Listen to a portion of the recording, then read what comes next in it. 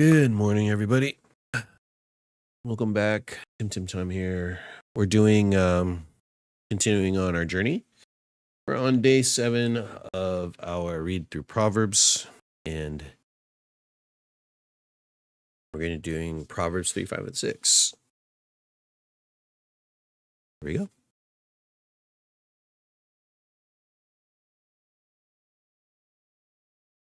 All right, let me go ahead and read the ESV. I'm going to also read the NIV just because it is an interesting verse.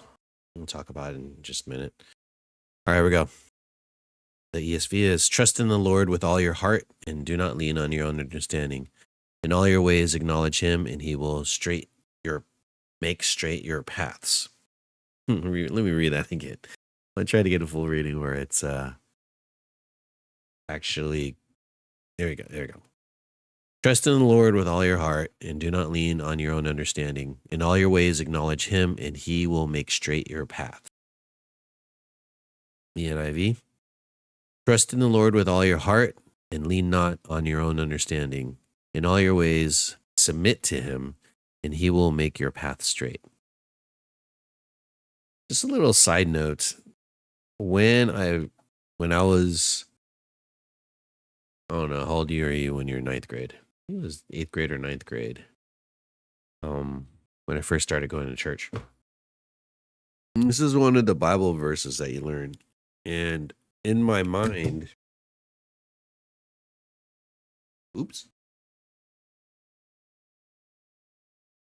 it's still morning time. I'm kind of waking up here. So in my mind, I'm like, all right, I'm reading this, and without even looking at the verses on the screen, trust in the Lord with all your heart and lean not on your own understanding. In all your ways acknowledge him and he will make your path straight. So, which is interesting because it's these last two verses, verse 6, trust in the Lord with all your heart and lean not on your own understanding. So I come from the NIV memorization of it. And no, in no way am I a Bible scholar or anything. Maybe part-time amateur. I enjoy some studies every so often. But in this one, when I memorized it, it was this. Trust in the Lord with all your heart. I'm going to put that in green. I like that green color. And lean not on your own understanding. In all your ways acknowledge him, and he will make your path straight. Which is interesting that I learned the verses this way. And it was that version. So my memory verse is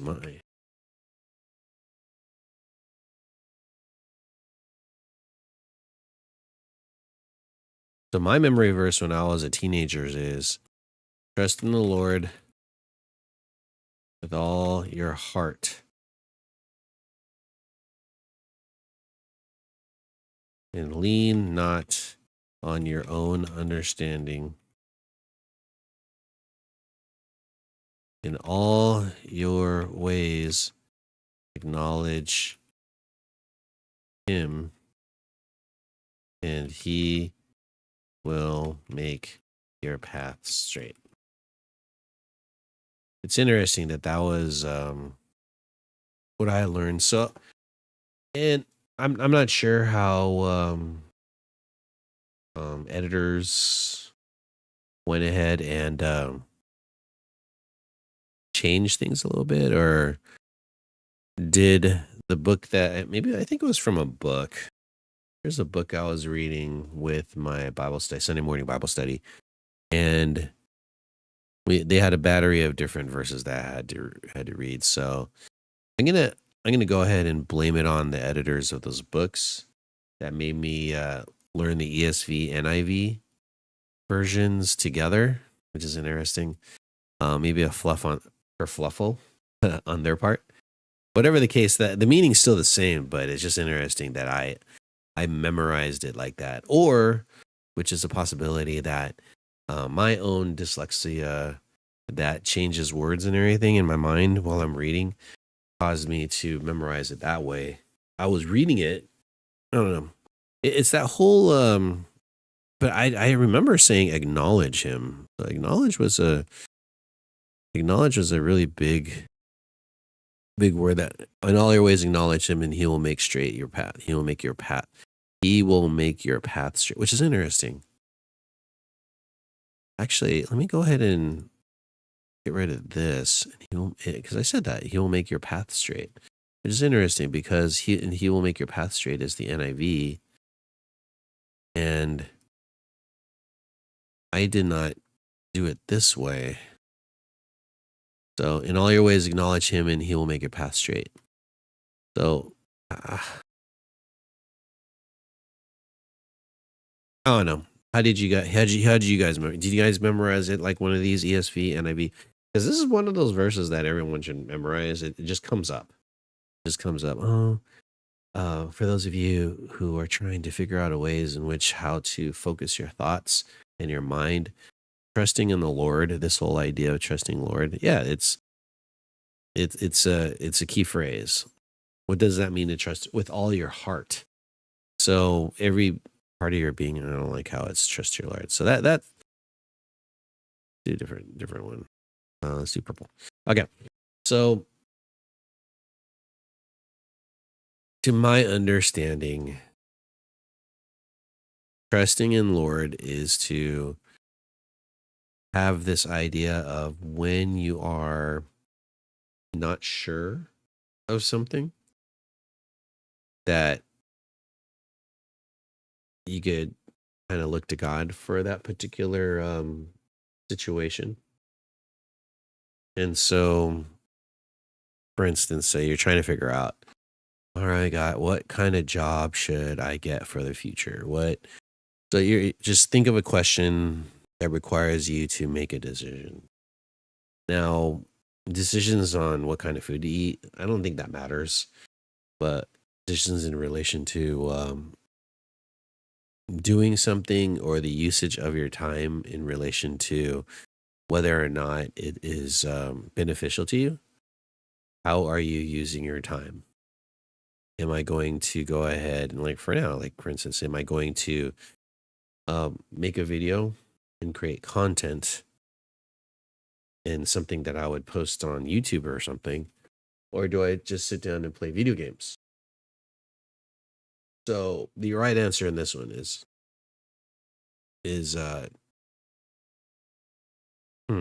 maybe I'm thinking about it differently. Let's do this. There's a girl out there and you are interested in furthering a relationship with her. I could say, let's go out and go up to her and just ask her out. Express your desire and just say, hey, I would like to go out to you. I'm not sure if you would say it in that way, but the intention is you want to get her contact information. You're expressing the desire to meet her. In that case, I could say, trust in the Lord. My own understanding would be, if I think a lot logically, like I could totally logic my way out of going up to that person. And I could go ahead and, because that would be my own understanding. I don't know her. We never really talked, maybe in passing. But I do desire to go ahead and get to know her in a way that's more than just passing. So in that case, I could trust in the Lord. Now, once you do the action of going up to this person, that's where your paths will be made straight. Because right now you're meandering. The I don't know, should I go up to her? So the thought process of hesitation causes you to be in action. not doing an action. And so in this case, the thought process would be something related to, Lord, I'm going to go up to this person. I'm going to trust you to give me the answers to my question, whether or not I'm supposed to be with this person. And so I'll go up. So you go up to her, you talk to her, strike up a conversation. However, um, you do that. It doesn't matter. You did it, and that's the whole issue. Is the idea of action and going up, and I don't want to say confront. I'll say encounter this person. Hello. Maybe encounter is not the right word either. Anyways, interact with this person. Let's say that. Encountering implies this, you guys have an experience together for some reason of you're at a place and something happens and both of you are part of that and you encounter each other. It could be a chance encounter. But whatever the case, you go up to her.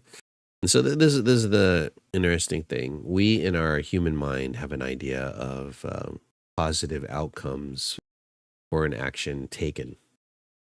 And in our minds, we might say, Dear Lord, please help me do this action. And I pray for success. Now, success may or may not be what you thought would be the success. And success could actually be, in your mind, the negative. So you go up to her, the positive thing, like you get her number and you get a date. You could go ahead and do that. That's possible. You can go ahead and get, but the other is possible too. Is like, no, I'm not interested in you. I don't know you. Maybe you didn't have, I guess the modern term is riz, to go ahead and inspire her to kind of further a relationship with you. Whatever the case, she says no. That also makes your path straight. You know why? Because it makes you straight in a different direction, because it's not with her. So it's possible that when your paths are straight, you could be straight with her. Like, I'm going to go ahead and continue on with this relationship. She said, yes, we're going out. We'll see where this goes. And that might be the path that God takes you on. But the other is true too, where no, she's not the one you're supposed to be interacting with or further in a relationship with.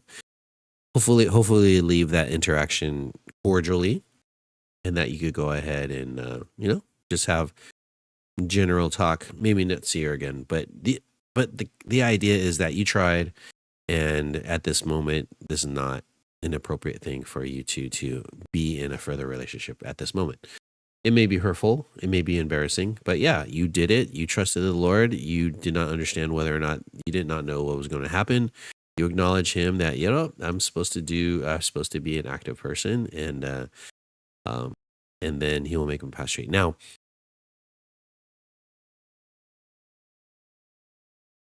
I must say that in my evangelical mind of conservative evangelical mind of following God, I always had this vision when it relates to a relationship. I don't know why I'm talking about relationship. The evangelical mind is that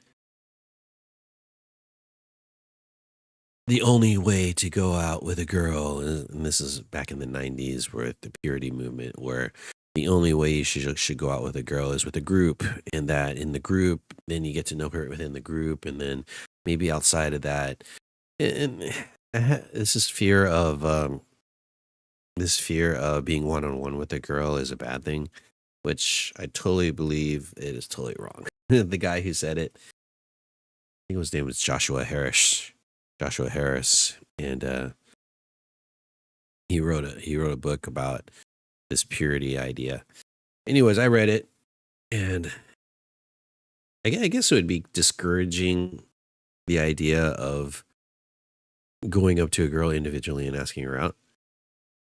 I forgot all the premises of it, but the way it was taught, especially at my church, is that be in a group, don't be alone with a girl because you want to protect yourself from your physical temptations and all that kind of stuff. So I think it made it worse, and it made me doubt myself, I guess, if I want to use anecdotal evidence.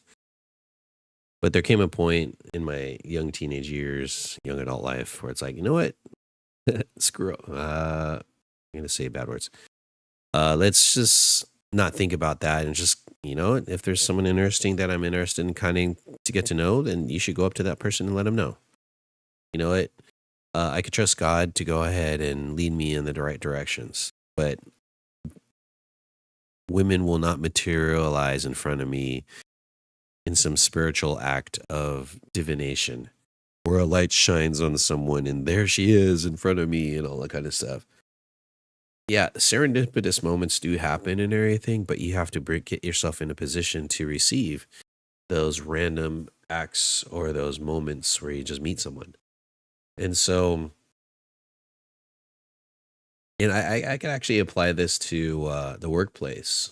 I need to get a job. Can you get me a job? Now we could feel entitled that we deserve a job, and I've been working so hard to get a job. You have to go out there and actually look for a job. You have to sit down and get an interview. You have to research all those things. So you have to do all that stuff, and you would go ahead and say, and trust God that your efforts are not in vain. Okay. And so, yes, not all interviews result in a job. That is a fact, and you have to realize that. But you have to kind of just do the action of looking for one. You have to do it. God won't do it for you. You have the capability in your human body and mind to kind of do these things on earth. We cannot predict the future. We cannot control other people, but we can control ourselves and do the best we can and all that. And so trusting in the Lord is this idea of, you know what? God has my back. I could trust in him to help me get into the right situation. And I acknowledge him for being there with me. And once I do that action, he will make my path straight. That's how I would interact with this verse. That he won't just kind of say, go there. Maybe you're more spiritually inclined and you do hear the voice of God in your mind as if he was talking to you, but I don't think that's the experience of most people. It's just living in this world in a way that you know that God is your companion with you, that he is, especially with the Holy Spirit and all that kind of stuff. We'll see if we get into that kind of discussion, but the idea is that I am not by myself. I'm not doing this by myself. Okay? He is not a genie that grants my every wish. He is an encourager and a supporter of the things that I'm doing. And hopefully the things that I'm doing is following the plan that he has for the world. And generally speaking, it is very clear. The clear things is Matthew 18, going to make disciples.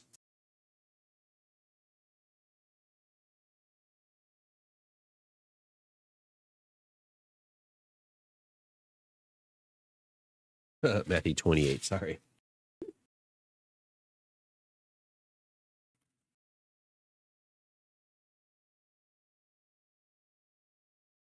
That is one thing that's very clear is Matthew 28.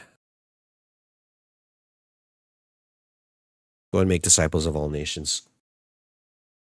That is clear. That's something that we should be doing.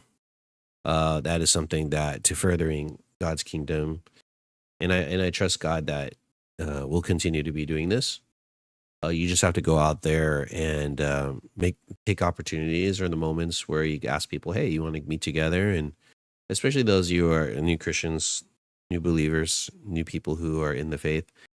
If they are new and you know that they are new, then you should do whatever you can to make sure they get connected with someone, if not you, that they are a part of a smaller group that they could go ahead and start living life together. Because a part of the religion or Christianity or being a followers of the way is that you live in community together. And so, which makes me think about different situations that I was in, checking to see where everybody is and seeing if they are meeting with people on the regular. And I think this is a good transition for me from now until Christmas to kind of meet with a bunch of people that might want to meet.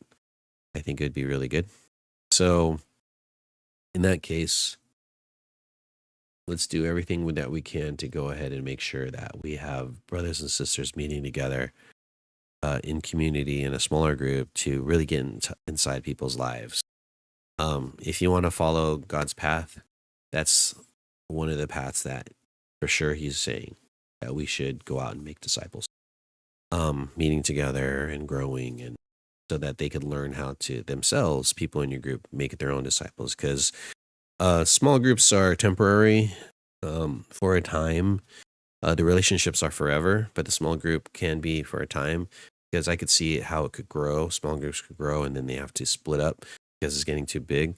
So you could go ahead and make smaller groups, and they bring in people that they know to go ahead and do it that way. So, um, I don't know. That's this versus my my memory verse from when I was middle school, high school. I would say like 14. I was 14 years old at the time. I'm much older now, but still, those words are in my mouth. Trust in the Lord with all your heart. Lean not on your own understanding. In all your ways, acknowledge Him, and He will make your path straight. So it's just that middle part. Acknowledge Him. Lean not on your own. Yeah. So the NIV is right. It's just that middle part. Instead of submit, it's acknowledge. Anyways, well, I hope you learned something. Hope you had an enjoyable time. And I'll move on to other things. Thank you.